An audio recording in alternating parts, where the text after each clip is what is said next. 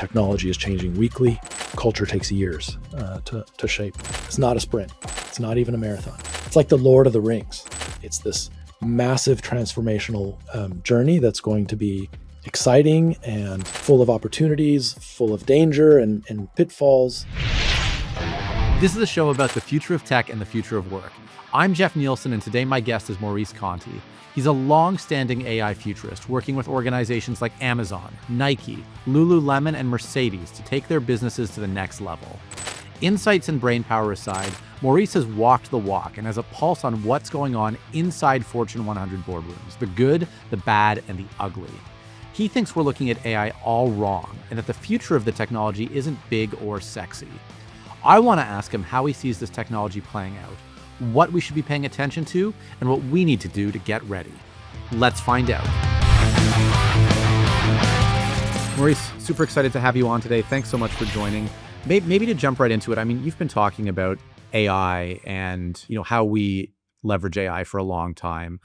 You've talked about things like us entering into an augmented age, how we use generative AI, humans and robots sort of coexisting. And given that you've been talking about this for over a decade, and we seem to have recently crossed that threshold from kind of imagination and reality, how is it shaking out relative to what you expected? What's the same? What's different? And what do you have kind of top of mind right now? Well, Jeff, first of all, thank you so much for having me. It's an honor. And yeah, I mean, we started thinking about generative AI more than 10 years ago. I had the privilege of being part of one of the teams that invented the technology at Autodesk, focused more on design at the time. I'd say largely, so this idea of the augmented age is humans and technology, in this case, AI and robotics, working together to achieve things that neither could do on their own before, which I still believe is sort of the golden promise of these technologies. And I think largely it has played out the way that we imagined it. I'll share a little story with you. So back then we were thinking about this technology and sort of how to describe it, because it was just in our imaginations at the time. And there's this clip from a Star Trek movie. It's the fourth Star Trek 4, The Voyage Home. They go back in time to save the whales. It's one of my favorite films. And in it, there's the scene where Scotty is in a manufacturing plant here in the Bay Area and has to use a computer, happens to be an old Macintosh, in order to show this engineer from the past some formulas and basically tell him how to make transparent aluminum. And so he walks up to the computer and he says, "Computer," and expects the computer to engage in a conversation, in basically a design and engineering conversation to build this thing. And the computer obviously doesn't do anything. It's a Macintosh SE. And so he goes, "Computer?" Computer doesn't do anything. And so Bones is there with him and he hands him the corded mouse and he goes, "Ah," and he goes, "Computer," and the computer doesn't do anything. And what's going on in Scotty's head, that expectation, is exactly what I've been most excited about with generative AI, and is what's happening. It's now you can actually have a conversation with a computer. So like Sci-Fi is now totally real, and it's that ability to have a conversation in human terms. Within a human interactive context, that I think is one of the most amazing parts of this technology, and is kind of the part of the vision that has totally come true.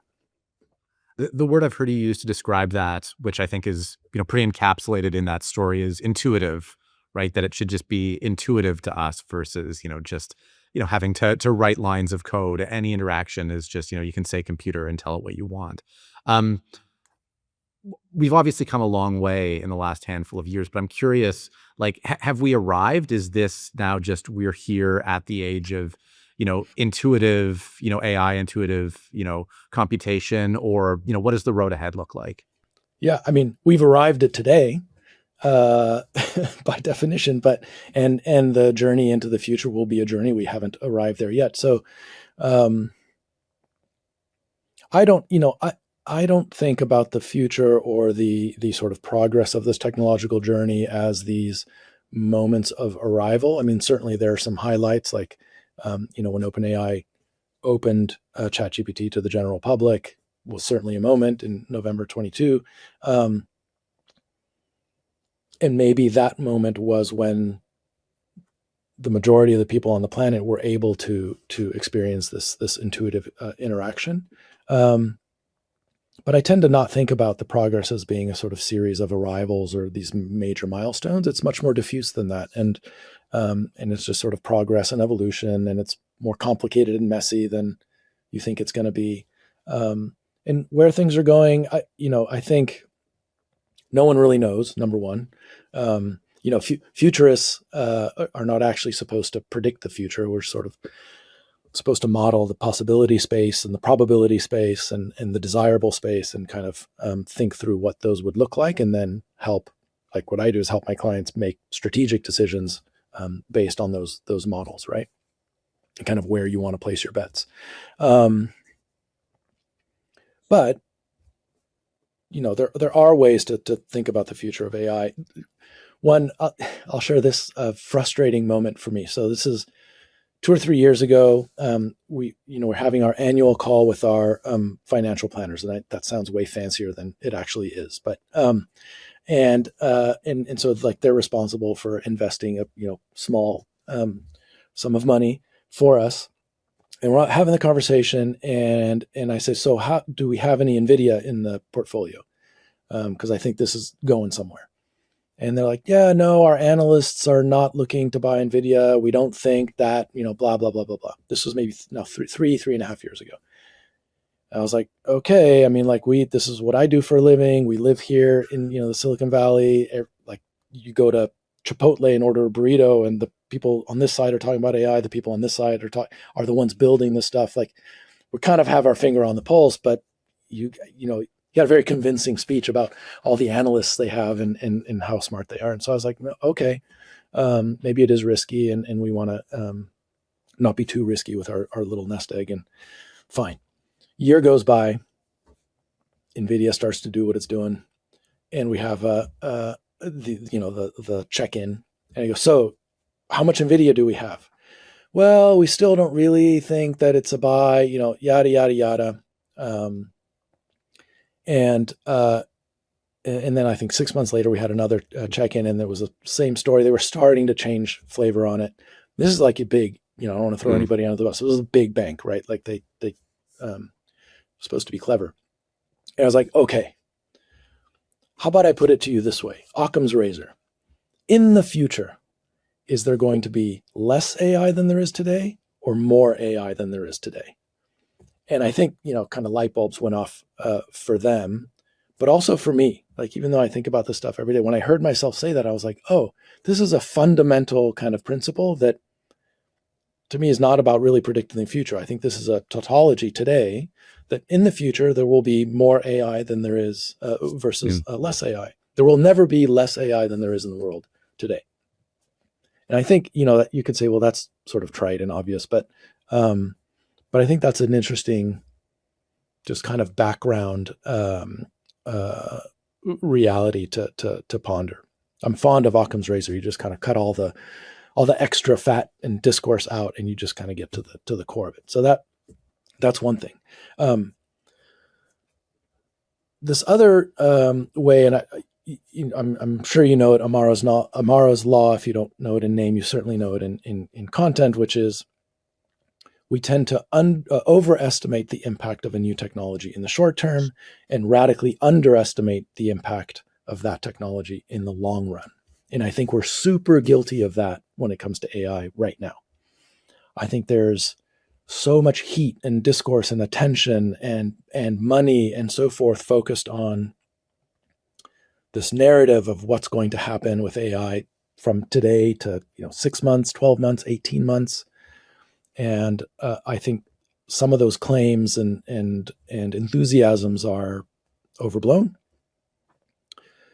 But at the same time, I think there are very few people thinking about AI in a much longer term, in terms of degree, like in how far in the future and how fundamentally important and impactful it's going to be. I think people underestimate. I think it's going to be much bigger than anyone thinks, or most people think, and it's going to take a lot longer than most people think. I think that's another one of those sort of fundamental. I think we're not doing a good job of proving Amara wrong, or being aware of Amara's law. And then recently, I kind of had an experience working with a team. I have a client I work very closely with, and am engaged with kind of the daily life of a team. And I had an aha moment, and it made me think about the future of AI in terms of these four waves. Like there's these four waves of AI that are going to come through. The first wave of AI I'm calling IBNU, IBNU, and it's all of the things we've gotten very, very excited about, sort of the sexy output of humans using AI. So one example might be I recently saw a music video, the entirety of which was created with a series of different AIs. So the song was written, the lyrics were written by an AI, the music was written by an AI, the music was then produced and performed by an AI, and then the characters in the video were produced by another AI, and then the whole thing was put together in an amazing video. It looks like, a pretty darn good music video. And it's impressive. Like you see and you go, wow, this is amazing. But to me, it's IBNU. It's interesting, but not useful, right? And so we've gone through this whole last couple of years where a lot of the discourse, a lot of the attention, a lot of the excitement has been around things that are genuinely interesting, no question, in lots of ways. Socially, creatively, technologically, very interesting, but in the end, not that useful, not that impactful, not a lot of ROI, and so forth. I think we're broadly tapering off of that now. I think, a year ago I was saying these things and people were like, no, like there's so much going on. I think, generally people are getting that that's not where the interesting stuff is coming. Where we are right now is the second wave that I'm calling grassroots. And this is where I had that light bulb go off. And this grassroots wave, this grassroots movement kind of came to me as a result of a series of conversations that involved this question that CEOs, CIOs, CTOs were asking in these boardrooms that I sometimes get to hang out in, and going, well, where's the ROI? Like I'm getting this bill, the subscription bill, or this, all these tokens I'm spending, or what have you, every month, and it's huge and growing and accelerating. Where's the ROI? Where's the ROI? And folks were having a really hard time, like pulling up the spreadsheets and going, well, we don't see it. There's like the line item is not there. And intuitively, I didn't sometimes feel confident enough to push back then until I had this kind of aha moment. But intuitively, it was like, yeah, I feel like there is value being generated here. But for some reason, it's not making its way to the boardroom or to the to the executive staff. And then something happened. I was working with this team at a client closely enough that I was sort of observing the work processes of these folks. Like I was seeing how they were doing the work that was being asked of them. This team is young, mostly people under 30, very bright folks, work fast, like, high performance team. And, we'd sit down and say, okay, we have to put together a narrative around this new thing. Like we're working on this new thing, this new idea, and we got to start to build a narrative around that. First thing one of these young folks does is they spool up a Claude Code instance. And you go, we're working on narrative ideas, strategy, things like this. And you're pulling up Claude Code. And I go, wait a minute. Like we're not building anything yet. We got to like figure out what we have to go build first. And they go, yeah, I know, but this is the way I'm going to gather my thoughts and so forth. And to me, that was a huge aha moment. Um, like that same week, this was a big week for me. That same week, somebody said, "Oh, you should go check out Replit." And this was not like Replit V1. It was maybe like 2.5. Still early. It was new to me. So I sat down with Replit. Later that week, I had to communicate this sort of concept around a data set that I had in a particular way of using that was kind of creative. And so I needed to visualize that data in a way that was unique. And so I sat down with Replit. I worked for maybe an hour and had a fully functional, beautifully designed, it was like Star Trek themed, LCARS interface, visualization of this data set that was fully interactive. I could it had sounds as the radar plots changed shape and so forth. It took me an hour. And on the one hand, you could say, well, yeah, that sounds like Ibnu to me, like, big deal. Like you have a data set and it's all Star Trek looking, who cares? But the click for me, the kind of eye-opening moment was, I went, oh, suddenly I've gone from being a tool user to a tool maker. So I don't know how to code any modern languages. So I couldn't have coded that the old way. And yet I was able to build a tool that could do exactly what I needed to in the moment. I'll probably never reuse that tool. Took me an hour, absolutely did its job, blew away wasn't about blowing them away. The folks I presented it to understood deeply what I was trying to get across, and that idea then went on to have legs. So, mission accomplished there. Now, the big takeaway for me on this transition from being a tool user to a tool maker is that back to this question of like where's the ROI? Where's the ROI? If you look at an organization, let's say this particular organization has 400,000 employees, but that's huge. Even an organization with 1,000 or 10,000 people, and each of those people now, kind of overnight, has been empowered to be a tool maker. So each of those unique people, they're all different, and they're all doing. If they're not doing different jobs, they're certainly doing them differently. Like you and I might be on the same team, kind of doing the same stuff, but we probably have very different intimate work processes, like inside of how you might, our boss might come and ask us to like each deliver one of these things. And she's kind of a hard ass. And so we're stressed out, and you're going to go about it one way. I'm going to go about it a slightly different way. And I now have the ability to build a tool that works the way I want to work in order for me to deliver this thing maybe 20% faster, and it's 20% better looking, let's say. When I hand this to our boss, she's going to look at it and go, "Oh, well, you got that done faster than last time. That's good job. And this looks great. I haven't seen this level of quality. Good job." Right?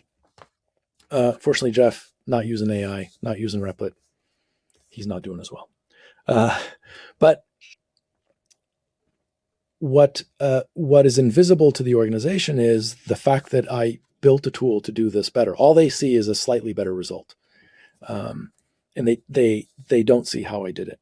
And the individual impact it's maybe not Ibnu, but it's certainly not groundbreaking. All I did was deliver this TPS report slightly faster, and it's a slightly better report. But in aggregate, if you multiply that times 1,000 employees, 15,000 employees, 400,000 employees, the impact is profound. It's huge, almost incalculable, right? And at the same time, it's completely opaque to the organization. There's no way for them to measure, to even see this happening because every instance is different from the next. And so the data set is ginormous. Each cell in that data set is not very big because the impact was relatively small, but in aggregate, the thing is profound. So that's kind of this grassroots wave where the value, the ROI of the AI is coming from the bottom up. It's coming from these, young folks that are radically changing the way that they do their work and producing better, faster, more efficient, more creative, more insightful output in ways that are, again, in aggregate, hugely impactful, but at the same time invisible to the organization. So I thought that was an interesting sort of duality. The next wave, kind of the third wave in the future of AI is, and not a lot of people, not a lot of people are talking about this grassroots thing happening. I think that's not as observed out in the in the discourse sphere. The third wave is what everyone is talking about, and that's agentics, kind of this agentic wave of AI. I'm totally on board with it. I think the the value, the impact, the ROI is going to be huge compared to the grassroots wave. Not to belittle the grassroots wave, but this is where AI gets even bigger and more impactful. I think it's super early days. I'm starting to hear people talk about, sort of agentics and so forth as here and now. I think it's super early days. I think where a lot of the energy should be is on not just agents, not just agentic enterprises, but the agentic ecosystem. I think by definition, for me, I like simple things. An agent is simply a machine system that has agency, can take action on a system outside of itself. Whether that's another agent or a non-agentic system, it can go do stuff that isn't inside of it. Simple. And in order to do that effectively, you have to have an ecosystem. At the same time, as soon as you have two agents that can do stuff, you by definition have an ecosystem. It's small, low population, but it's the beginning. And that's one of the things I'm most excited about is thinking about this as an ecosystem. And then the last wave, which is kind of so the agentic wave, we're in the middle of it, where it's the beginning. There's still a ways to go, but it's potentially going to have a lot of impact, both positive and negative. The final wave I'm calling electricity. And it's where AI in the future is going to feel a lot like electricity feels to us today. So it's ubiquitous, it's everywhere. Broadly speaking, there are some exceptions, but it's everywhere. You pretty much can't do anything without it. Like you and I can't have this conversation. I couldn't have heated my tea this morning. Like pretty much anything for most of the world can't happen without electricity, and no one really much cares. Like there's a relatively small group of people that are involved in generating and distributing that electricity. Like they care a lot, but the rest of us, you don't wake up this morning like super stressed out or intensely thinking about electricity. It's just there. It powers everything that you do. And I think that's kind of the final stage of this AI revolution. So if you ask me how I think about this future, that's kind of the four waves that are coming. If you work in IT, Infotech Research Group is a name you need to know. No matter what your needs are, Infotech has you covered. AI strategy? Covered. Disaster recovery? Covered. Vendor negotiation? Covered. Infotech supports you with the best practice research and a team of analysts standing by, ready to help you tackle your toughest challenges. Check it out at the link below, and don't forget to like and subscribe. I really like that model, and I've got, no shortage of questions or things I want to unpack, about each of them. And I was kind of processing them as you went through it. And I mean, I'm thinking about, I guess, broadly the ROI question and the value question, because that also seems to be on a lot of people's minds. And it's interesting to me because, your IBNU level where it's like interesting but not useful, to me in some ways, that layer is almost destructive in the sense that I think it can turn people off AI because they say like, I don't want this. Like this is gross to me. If this is what AI is all about, like count me out. Like this is not the future I sign up for. But to your point, it's really interesting to contextualize that as, a single layer. Are you seeing the same thing there? I totally agree. It had some downsides, this IBNU wave. Maybe the upside is that it got, because it's interesting. The I in IBNU is it's interesting. It does draw you in, right? And it drew people in enough to start experimenting, and it enabled the transition to the grassroots thing, where they started, folks became tool makers, and they started making, like my data visualization tool is not sexy, right? Not nearly as sexy as the music video, but did add value to my, to my work. So, the dark side of it was not delivering on the promise, this big vision of AI. At the same time, I think it drew in the masses with this excitement, and people started to experiment, and that's really where AI. To your earlier point, like this intuitive exchange, like that's the beauty. And so when people, even now, but certainly like over the last couple of years, I would talk a lot about AI to folks, and you sort of get head nodding. And at the end, I would say, look, if there's one thing I could tell you, go use it. Go to ChatGPT and just use it for 15 minutes. It will be way more valuable than the 45-minute talk I just gave. That'll be like garbage compared to the 15 minutes that you would spend actually interacting with it.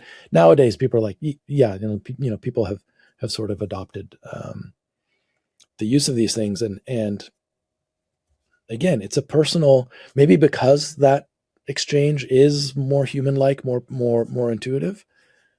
The use cases are also more personal and intimate, right?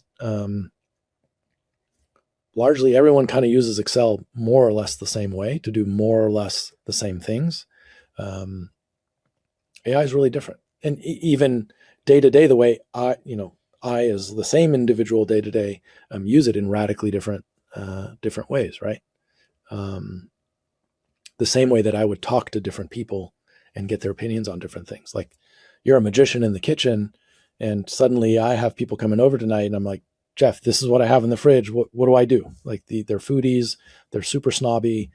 Help me out here. And then I switch to a medical situation and getting a diagnosis and treatment recommendations that are really good. So, with that, and we've kind of honed in pretty precisely on this grassroots phase, and that makes a lot of sense to me. And I'm curious on your opinion, but to me, I think most organizations, if we're being honest with ourselves, are probably still in that grassroots layer.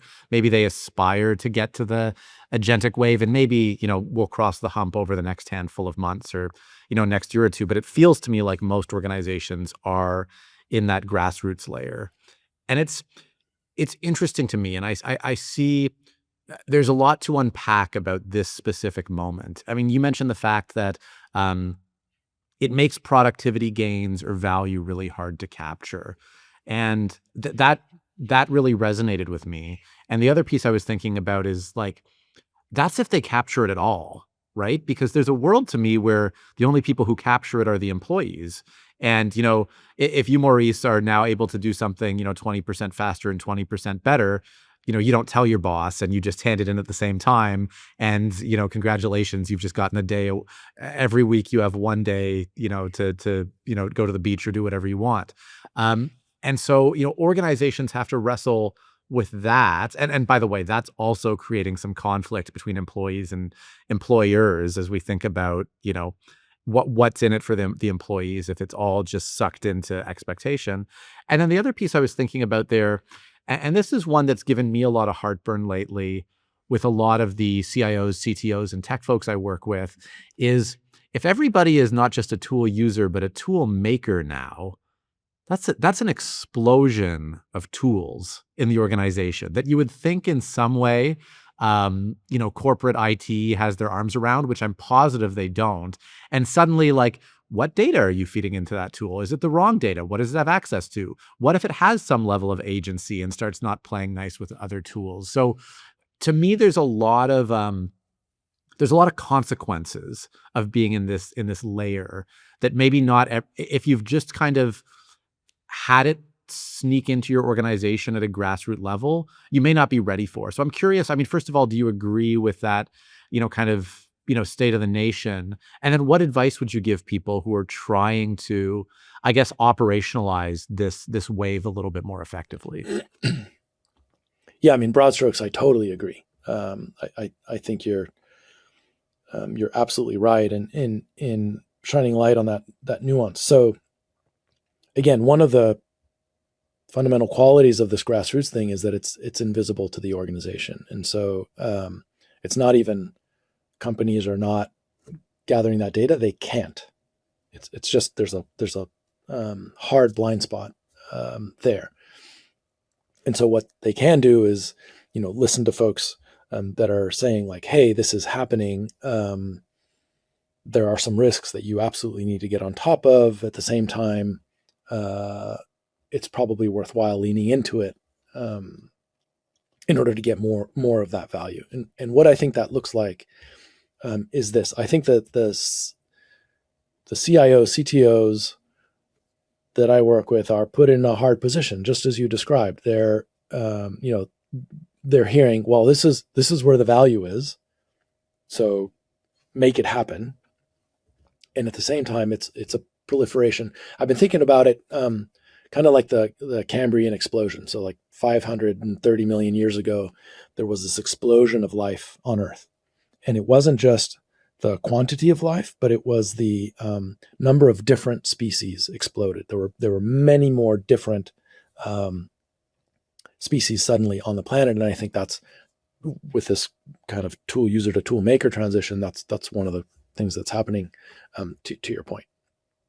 So what does the IT department do in a big organization? Well, in order to empower that, they need to figure out the security, the safety, the access. I think it's about removing friction and reducing risk.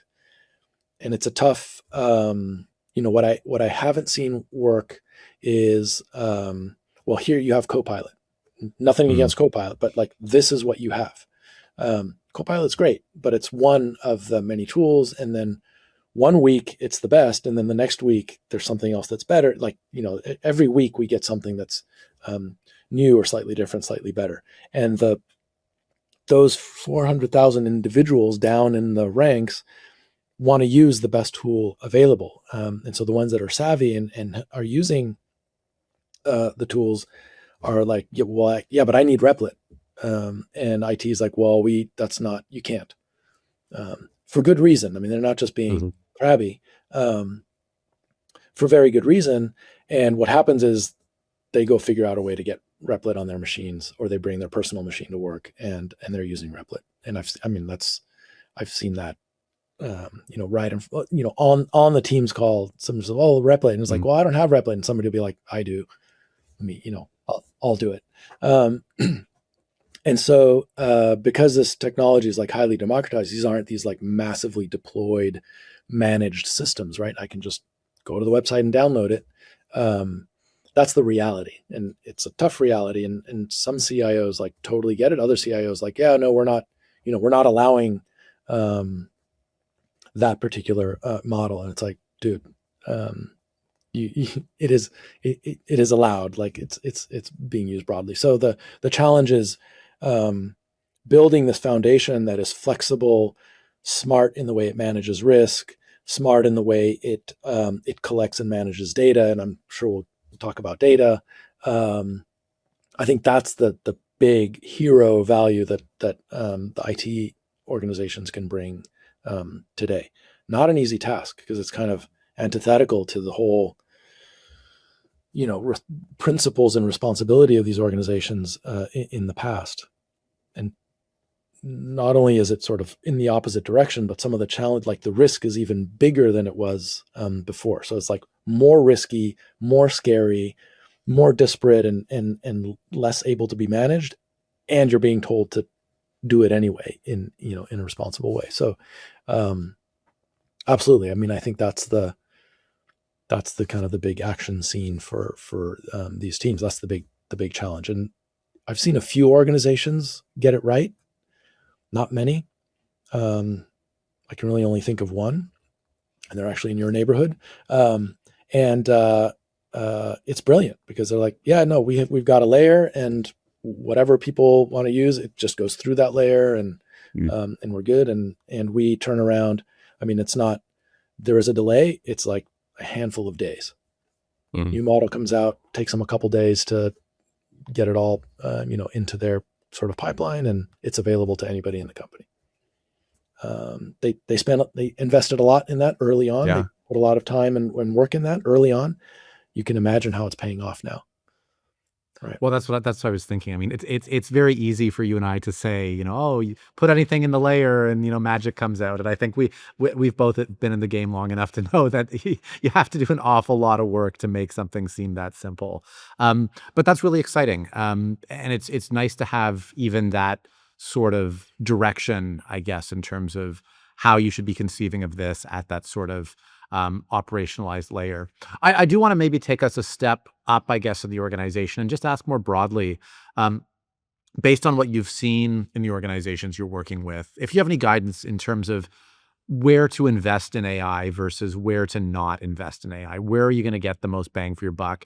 Where are you going to, end up farther ahead? And whether that's, tools that are more grassroots, whether that's agentic, whether that's, trying to use it to create new products and services or experiences, how do you answer that question? Yeah, that's in many ways that's the big question for leadership teams. So the way I would think about where to invest, first of all, I would start with not investing in sprinkles. And what I mean by that is, um, again, as time goes by, leaders and companies are getting better at this. A couple of years ago, this was rampant. I think it's still an issue, but a lot of leadership teams, a lot of companies are thinking about AI in this way. They want to sprinkle AI on the organization, different parts of the organization, just kind of this magic AI dust, and then sit back and expect radical change, radical new value to come out. And that's not, as you know, that's not the way AI works. Like AI is not this magic general purpose dust that you can somehow magically deploy onto or our product development folks or our supply chain. Like we're gonna put AI in our supply chain. Like that doesn't actually make any sense. Um, and a lot of companies were kind of approaching AI that way. They were just sort of spending on AI without having clarity on the problem that they were trying to solve. And so 2 years ago, 1 year ago, I would be spending an inordinate amount of time with my clients just trying to get to the problem they're trying to solve. I would be having a conversation with a CEO and saying, okay, that like I understand you want to do AI, but what's the problem you're trying to solve?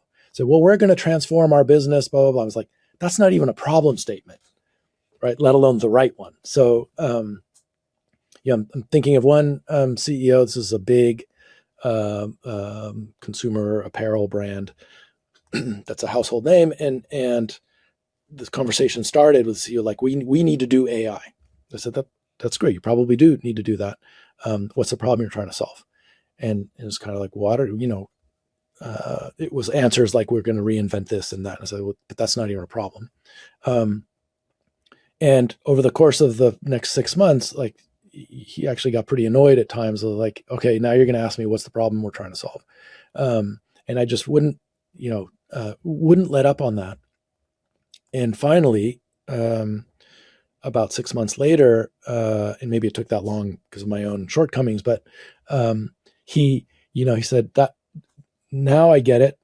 You've changed the way I run my business, right? And it's this discipline of having real clarity. It's not just kind of the marketing problem, kind of the marketing corporate speak, but it's true clarity on the problem you're trying to solve. Then we can go figure out what the best tools are to solve that problem and whether AI would be good at doing that or not good at doing that. And I think the companies that have done a good job of getting clarity on the problem that they're trying to solve, these are big strategic level things, are the ones that have gotten or will get the most value out of deploying these tools. Because then, first of all, you're much more likely to get a good tool solution or a problem tool fit. And then much more likely to, once you deploy the tool, to actually apply it at the thing that you're trying to solve. I mean, it's kind of like we go into Home Depot and we're like going down the tool aisle and just like, putting stuff in the cart. It's so exciting and we're going to spend so much money. And we walk out of there with this like one of those big flat carts that, has like 6,000 pounds of stuff on it. And there's power tools and electrical stuff on it. And we get out to the parking lot and we go, oh, we're working on gardening. where we've just wasted a lot of time and excitement and energy, and we're totally unequipped to solve the actual problem, which was we're out in the garden and we have to plant a lawn or something. So um, that that over the last couple of years has been the primary piece of sort of invest, like where to invest and so forth. Then of course it gets more specific, given like once you have clarity on the problem, then we can get super specific and go, oh, well, then you probably need to do this or that. The other thing, I've been using this framework for a while now, more than a decade, when trying to break all of this down. I'm sure you've heard it. It's tool set, skill set, and mindset. And the tool set part is the technology. Like our technology is simply our tool set. Like there's a lot of excitement and hubbub about it, but really it's just our tool set. And it's where like a year ago it would have been 99%. Now it's probably 90% of the energy and focus and money is on the tool set. Skill set is about sort of bridging the gap between the humans and the technology, like getting the humans to adopt the technology.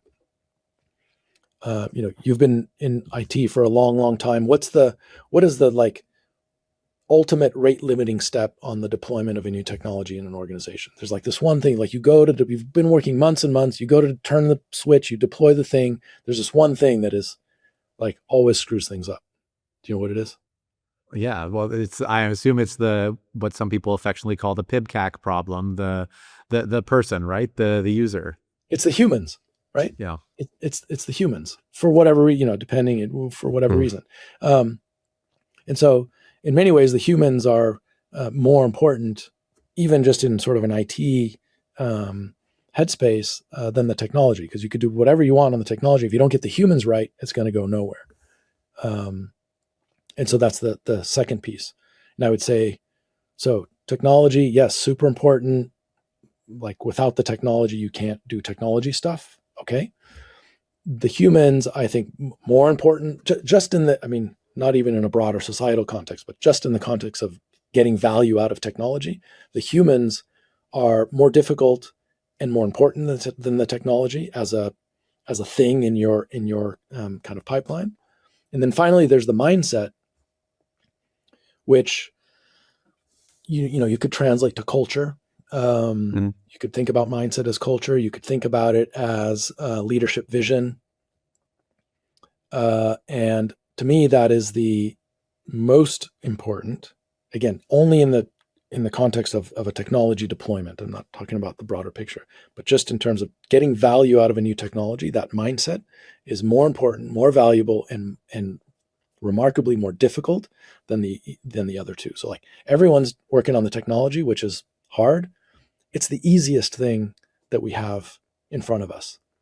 That mindset is the transformation piece. Like it's the responsibility that leadership has to think about the future of their organization in a place where we have this disruptive, massively powerful, highly democratized technology that makes possible things that were impossible before. And so you need to think about your business like, well, what do I do? Where do I take this business in this future where things that are not possible today are become possible?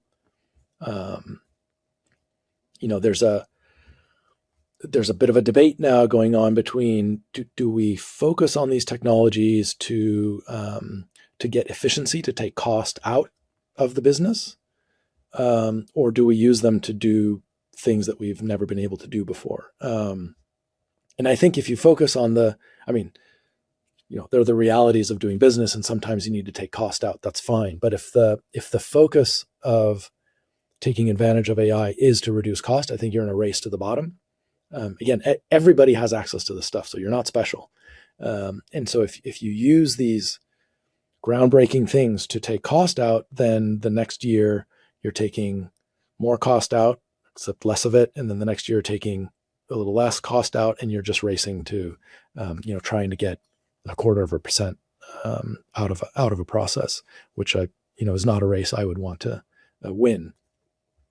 Um, Whereas the value side, the upside is, reimagining. It's like, Amazon going from selling books on a website, groundbreaking, but now, being responsible for some large percentage of the internet traffic and the compute on the planet. That's reimagining. Like, as new technologies come, you just reimagine the whole business. And I think that's one of the big opportunities and responsibilities that's facing leadership teams, and where I would invest. That's the mindset part. It's also, like we were saying, culture. Like, and you touched on it, which was, as employees have access to these tools, do I just get my work done faster and, stop working at 3 in the afternoon instead of 5, and not tell anybody? There's all of these new norms, which is a big part of culture, that are still being explored. Like, should I tell my boss that I used AI and get a kudos because I'm clever and using the new technologies? Or should I gloss over that fact and just get a kudos because I did good work? Should I share, should I share my little, the tool that I created with my coworkers, or should I keep it and be more competitive? The young folk, well, not even young folks, but folks who are in organizations using it, like, don't know the answer. It's very uncomfortable for people, very, very stressful. So, like, investing in that and figuring it out and having a clear vision and a clear voice for, for your workforce to guide them through this, period of change that's going to be rough, I think is an area for investment and focus that is largely overlooked right now, will pay off in spades in the long run. Well, the culture piece is, it's really interesting to me. And it's interesting not just because it's so important, but because it's one of these things that it's not just a problem to be to throw money at, right? Like, it's not investment in that sense. It's an investment of brain power and of, organizational effort to be able to overcome.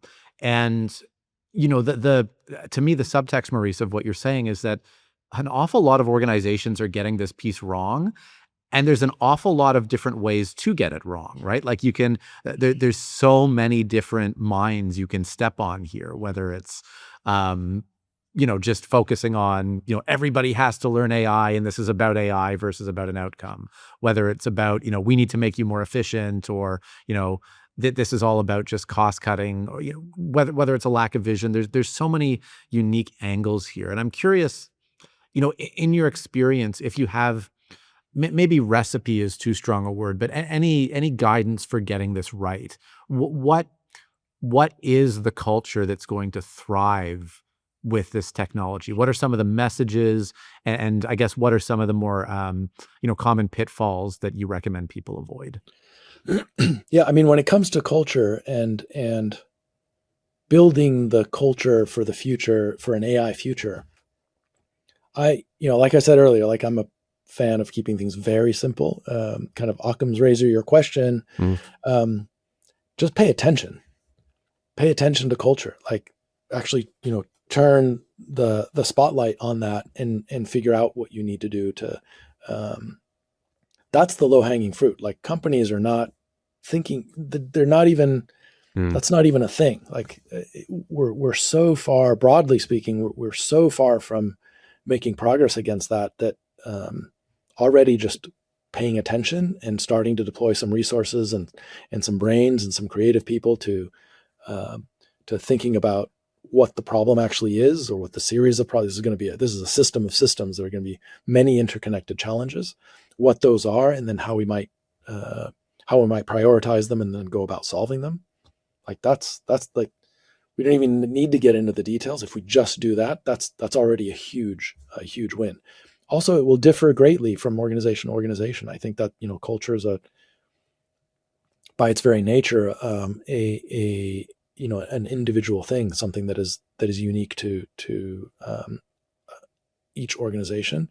I will say some of the common threads are this apprehension and stress that this particular kind of change is bringing about, and there are probably some quick wins that a leadership team could deliver, which among them are, here's what we think about AI, here's our expectation, here's what I do, personally, and just be super clear about that, and keep delivering that message over and over. Um, Again, pretty basic. Not seeing it happen a lot with the level of clarity and intensity that's required to shift um, culture. And by the way, have you ever heard of the PACE layers? No, I don't think so. This is a super interesting model that was developed by the Long Now Foundation. This is a group of folks based here in San Francisco that thinks about big societal stuff on an extremely long timeline, sort of 10,000 year. We're talking Mm. about 2 years in the future. They're like 10,000 years from now.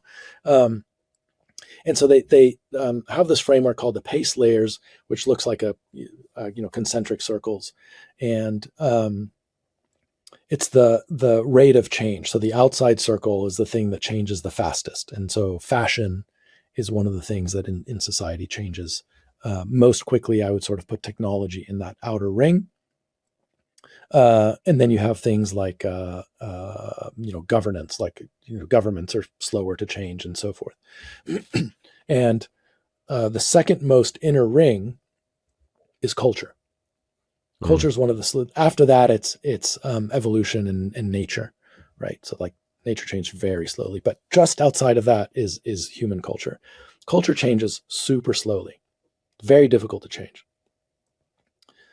Humans don't like change, and we're in a period of a lot of change, very multidimensional change, and that's part of the reason I think people are broadly stressed out. What's interesting, the reason I like this model is we're dealing with two things in that diagram at the same time, and they are technology, which is among the fastest, and culture, which is among the slowest. Mm. And we have to manage these two things concurrently. Um, and yet, I mean, they are on radically different time scales. So I think that's broadly applicable to leaders that are trying to focus on culture. They just need to have this in mind: is that the technology is changing weekly.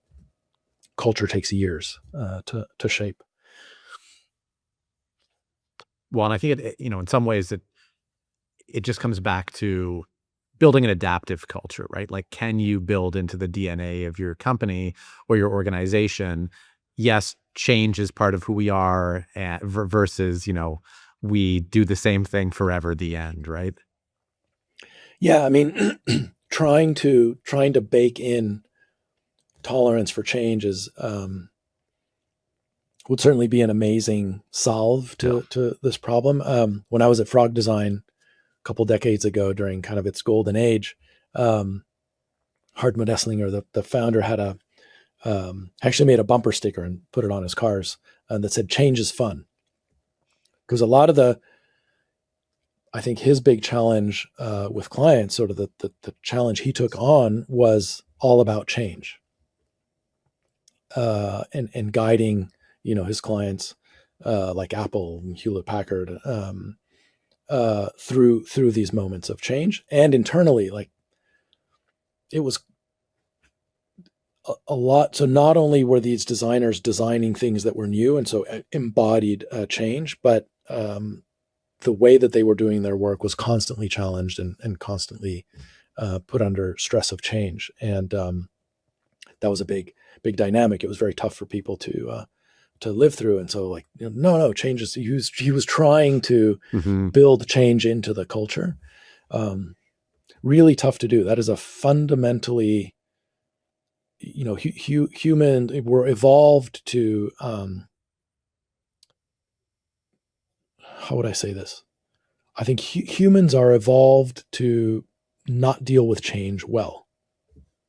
There must be a survival mirror to that.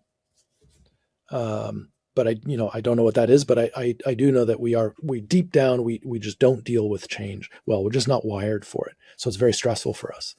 So I think a strategy that tries to build a tolerance for change into the culture would be really tough. That would be a tough challenge. So I might instead try and um, take the variables, take the unknown, take the change out of the experience for the workforce, and give them as much as possible. Well, yeah, we don't know a lot of what's going to happen. We know it's going to be really different, but at least we do know these, two or three pillars, these touchstones. Like at least we have that, and we can use those as our north stars to guide us. It's going to be stormy weather on the way, and we're going to have some detours and so forth. But broadly, we're all going in this direction now because of AI. I think, again, that's so simple, but broadly absent, I think, in organizations. I really like that. That's it's an interesting and I guess different approach than I had in mind to like, try to maximize the certainty and minimize the feeling of change versus just say, love change, damn it. Right. So I Deal like with it. that. That's a Yeah. yeah, yeah, deal with it. Exactly. I want to switch gears a little bit from culture back to the tech piece. And, as you said, you've had a lot of experience in boardrooms with the hands-on keyboards teams as well, dealing with a lot of these initiatives and whether it's cool projects or cool problems that you're solving. I was wondering if you could share, maybe some of those that have caught your attention in the last handful of months. Yeah. So like I get asked like, what are the cool projects you're seeing? And I think that makes us guilty of Ibnu, or like pushes us Right. towards the Ibnu thing. So if you ask me to come up with like the cool, sexy thing that's exciting, I'm going to start thinking about these things that are interesting, but my focus will not be on generally on their use, depending who's asking. So, um, So let's reframe and talk about impact, I guess, rather than yeah, the cool factor. yeah, and because the cool factor, like I think a lot of people think that the future of AI is going to be like Biggie Smalls, right? The notorious Big. Like AI is going to be big and sexy. And I don't think it's going to be like that at all. I think it's going to be lots of little small, humble AIs doing not very sexy, not very visible things. But in aggregate, the impact is going to be phenomenal. So people, in asking that question, are looking for the big, superstar thing. And I think in the fullness of time, the real value will be from lots of things that are, again, the result of a Cambrian explosion that are many and disparate, running in the background doing their thing, kind of like electricity. Um, but to answer your question, like where the most impactful things, I would go back to these young folks that I've had the privilege of watching work, kind of standing over their shoulders. If you want to see the most interesting things up to the minute, go watch these folks work and pay attention to the delta between kind of the old way of doing it and the new way that they're doing it, and tease that delta out. That's the interesting bit. Again, like, folks spooling up Claude Code to work on a narrative or the content for a deck. So not the design of the deck, but really the ideas, which, at first sounds pretty dissonant. Like, why would I spool up a generative code tool to work through some ideas, and then you watch them do it, and you're like, wow, that's a very different approach to solving problems. I think that's the most. So I guess my short answer to your question is like, what's the exciting deployment of the technology? It's actually in its use, not in the end result. It's the way people um, are internalizing this tool set.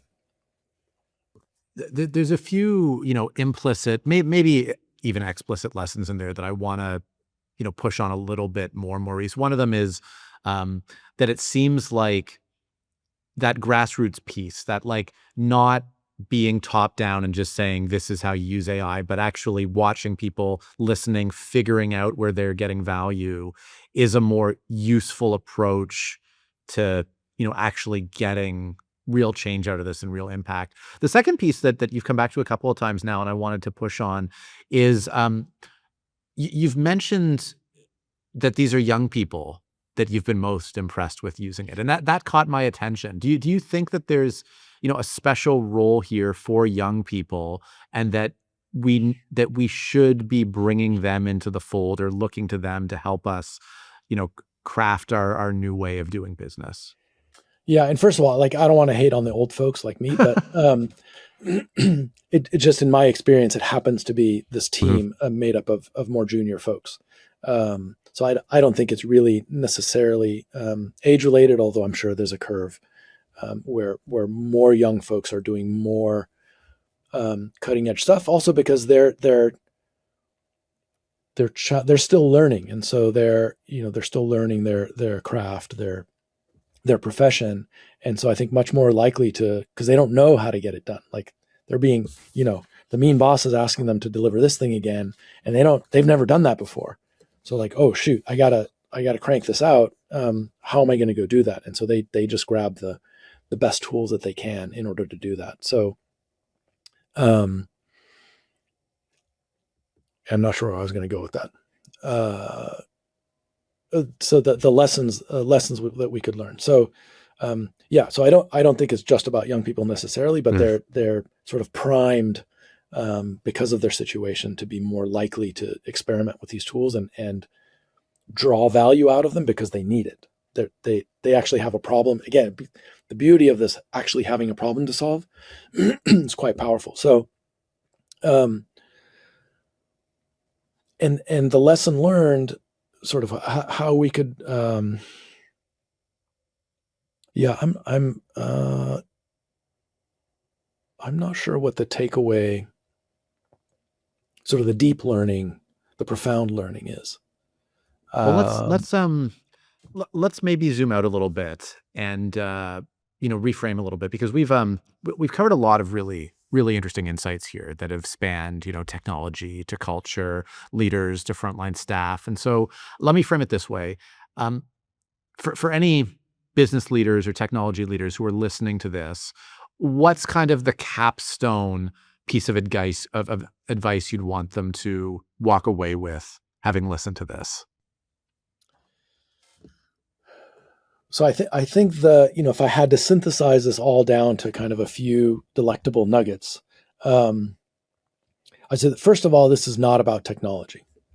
Like everyone's talking about technology, we all have technology in our titles. Technology. It's not about technology. It's about reinventing your business for a future that happens to be powered by AI, and thinking about this future business or the future state of your business to take advantage of the things that today aren't possible that will be made possible by this technology in the future. Like, what are the doors that AI unlocks for your business that today are locked, or yesterday were locked? Like these unlocks, I think, are the most interesting space. It's the opposite of going for the taking out cost. It's opening these doors that have previously been closed to us, and so taking advantage of this amazing new tool set, um, and getting away from this purely technological, technocentric vision. I don't think we have a shortage of technology. I think we have a shortage of imagination when it comes to leadership. That's where I would focus. And then the only other thing I would say is a lot of people, a lot of leaders, a lot of leadership teams think that this is a sprint. We've got to deploy X or Y in the next 6 months. We've got to, achieve this in the next 18 months. It's not a sprint. It's not a sprint. Some more clever folks are saying this is a marathon. We've got to dig in. We've got to have a clear strategic vision and plan for where we're going to be going over the next handful of years, 3 to 5 years. It's not a marathon. It's not even a marathon. I've been thinking about it. It's like the Lord of the Rings, right? It's like 9 hours of movies, and it's this journey. You can't even see the destination. You kind of can. There's like the Eye of Sauron off in the distance, but there's all these adventures that happen on the way. Some of them are good. Some of them are dangerous and scary. You're going to make new friends along the way. You're going to learn new things, establish new alliances, and so forth. That's the way I think that we need to be thinking about it. It's this massive transformational journey that's going to be exciting and full of opportunities, full of danger and pitfalls. It's messy and complex, difficult to predict. But again, at least if like we are going to Mordor, hey, we're all going in this direction, and get ready for epic battles and triumphs and so forth, then I think you actually stand a chance of succeeding. I love that.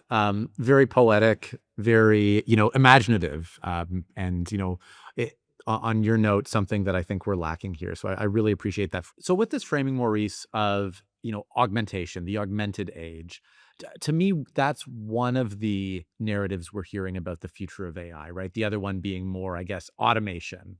And the way I kind of process the difference is it people and we're doing things better, or is it instead of people? And, you know, depending on where we end up in either of those camps, it could have very dramatically different impacts on jobs, on the job market, on the economy. I'm curious what your take is in terms of where you see this landing, and how you recommend organizations look at that.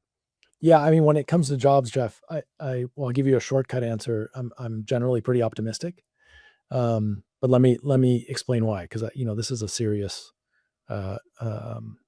question that I actually have a lot of hand wringing over. You talked about automation. I think one of the things that we started talking about this maybe almost 20 years ago, um, is that technology is good at automating tasks, not jobs. And most people are involved in jobs that require lots of different tasks, often very disparate tasks. And so technology, like one technology, um, tends to be very bad, or it tends to be very difficult for a technology to automate multiple Hmm. tasks, even for something as powerful as generative AI. And so I think a more nuanced approach is to think about which tasks are going to be automated inside of jobs. Now, if your job involves only one task, then it might be ripe for a complete automation. That's kind of the first thing. The second thing is people tend to think about the future one dimensionally. And the reality is that the future is n dimensions. And by dimensions, I mean like different facets to it, different things going on. Think about all of the things going on for you today, and then multiply that by, 8+ billion people around the planet. There's a lot going on, and people don't tend to think about the future that way. They pick one detail, one facet, and project that one out into the future. Um, Also happens when people are thinking about the future of jobs. They sort of pick one or two details and kind of forget the rest. But you don't even need to think about the trillions of different things going on. Just think about slightly adjacently. Um, if your job involves one task only, it's pretty easy to automate. If I had to think about a job that fell into that description, it'd be like truck drivers. Um, Truck drivers do one thing: they bring the big rig from point A to point B, and we know we have like Waymos all over the place here. That is a small version of a truck that can go from point A to point B all by itself. But if you zoom out just a tiny bit, so turns out that in the U.S. there's today a shortage of 100,000 truck drivers. So just today, like we need 100,000 more truck drivers than we have. If you thought about automating school teachers, we have a shortage of 400,000 school teachers in the U.S. today. Actually, I'm not certain it's U.S. It might be global, but there's a deficit of that particular thing. So those are just two examples, but just zooming out a little bit makes the Hmm. conversation much more complicated, and for me much more interesting. Um, the other thing is, so the future is n dimensional, not one dimensional. And guess what? The future happens over time. Like the future doesn't happen on Tuesday, 2031, November uh, uh, 16th. It happens, every day. So, and all of those dimensions transform into that future. So, what does that all mean? While we are automating tasks, time goes by, and because of Amara's law, it tends to be more time than we think. Takes longer, right? What happens? Well, people age out of the workforce; they retire naturally. So suddenly, all these people that we thought were threatened are no longer in the job market. People change careers. organically. New workforces coming in, they get trained differently because they see the stuff happening, and so forth. So sometimes people ignore the the, the time axis, right? In making these arguments.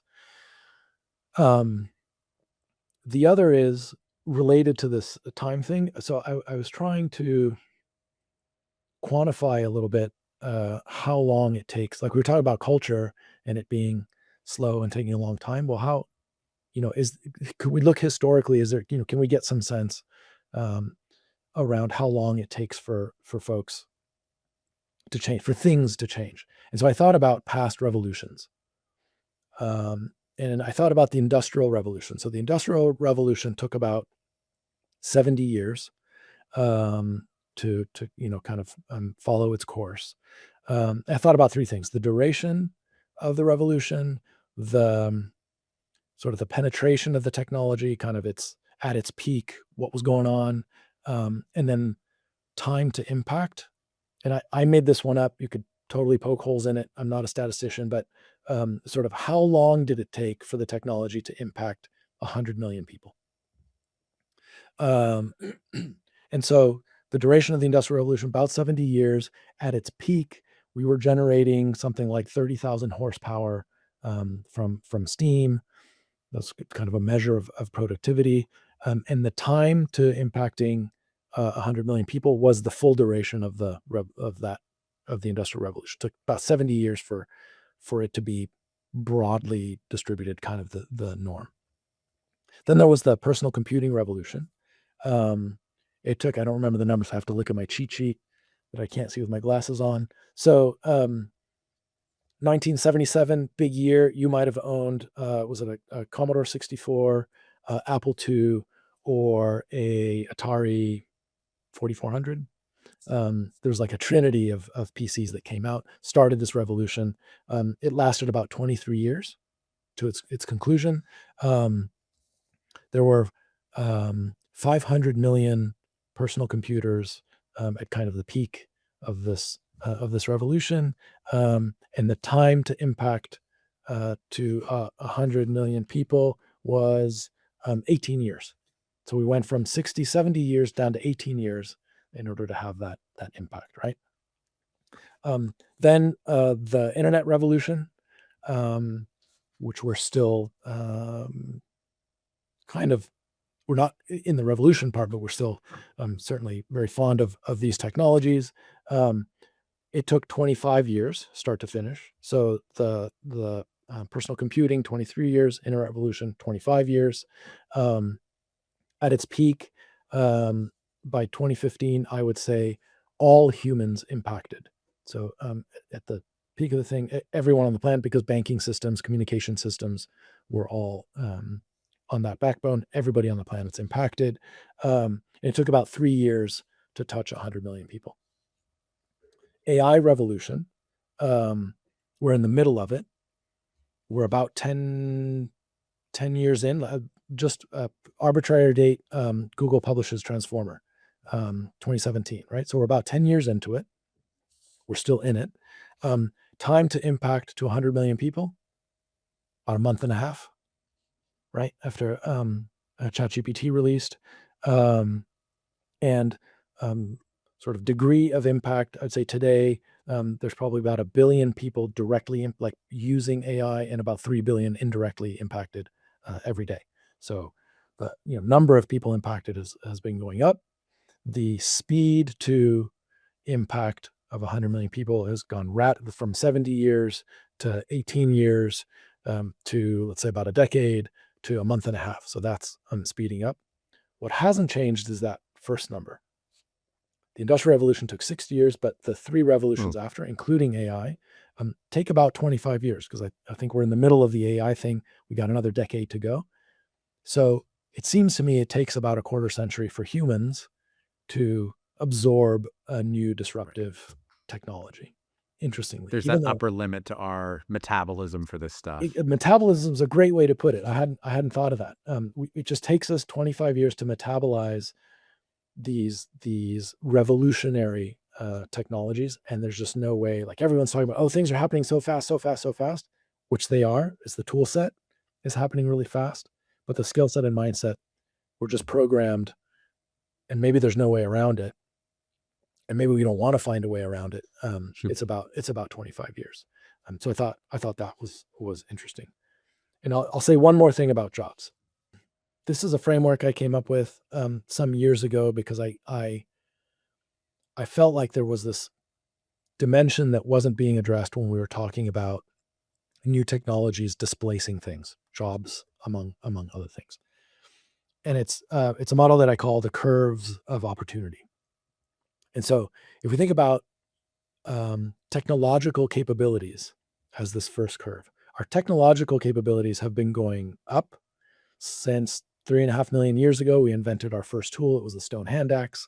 Um, we've been building better and better tools, and better tools equals better capabilities, right? And that curve has been getting steeper and steeper.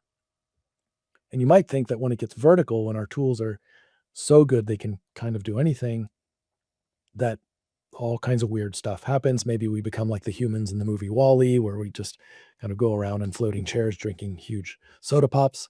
Um, or we have sort of massive unemployment, and there's nothing left for the humans to do. I don't think that's going to happen, because there's this other curve that I haven't really heard anyone else talk about, that is the curve of expectations.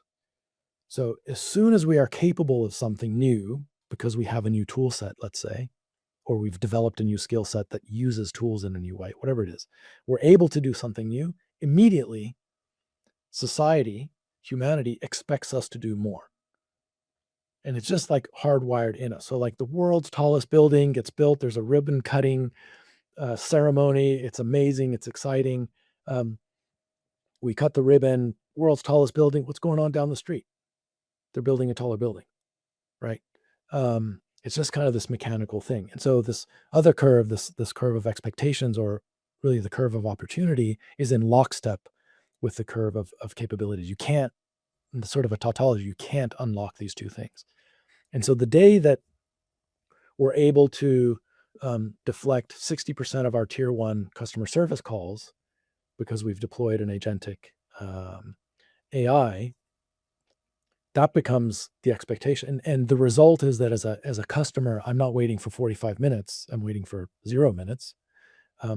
That's now the expectation. Like, that's table stakes. Everybody should be doing that. So the first companies to do that have a chance to differentiate for a certain amount of time, and then everybody's going to be catching up. And then that's table stakes. And so the headroom, sort of the new abilities made possible by these technologies, are about, well, what's the new competitive differentiation? Because a 0 minute wait time is not competitive differentiation. It's now the new expectation, right? And if I am waiting 45 minutes, I'm not doing business with you. I'm going to fly with someone else, because I don't want to wait for 45 minutes to, figure out my canceled flight, whatever. So I think that's also a useful model to think about. Well, what's going to happen with jobs is, yes, we're going to be able to automate some things, and therefore do new things, do things more efficiently, and so forth. But the market is going to expect more of you the next day. And that's why we have to continue to, like, there's no end to the innovation. That's why, like, there's no one I've talked to that's like, today, forget AI, like, no AI today. They're like, it's 4 o'clock on Friday. Yeah, I'm pretty much done with all my work for the week. I'm going home. Like, everyone I talk to, regardless of what they do for a living, there's always stuff that they don't get a chance to get to. There's always stuff that they'd rather be working on than the stuff that work. Like, there's plenty of problems to solve in the world that we aren't, spending enough time working on. And so I think, broadly speaking, there's more opportunity to do that than displacement of humans. Like, there's plenty of stuff for the humans to do. I think that's well said. I really like the framework around expectation and the nature of competition there, basically just driving us to do more and better versus just, less and less and less. It's interesting. I'm inclined to agree with you. And I mean, it's a more optimistic perspective than you often hear in the media. So, Maurice, on that note, I want to say a big thank you for joining today. You've given me lots to think about, and I really appreciate your insight. It's my huge pleasure, Jeff. Thank you so much. If you work in IT, Infotech Research Group is a name you need to know. No matter what your needs are, Infotech has you covered. AI strategy? Covered. Disaster recovery? Covered. Vendor negotiation? Covered. Infotech supports you with the best practice research and a team of analysts standing by, ready to help you tackle your toughest challenges. Check it out at the link below, and don't forget to like and subscribe.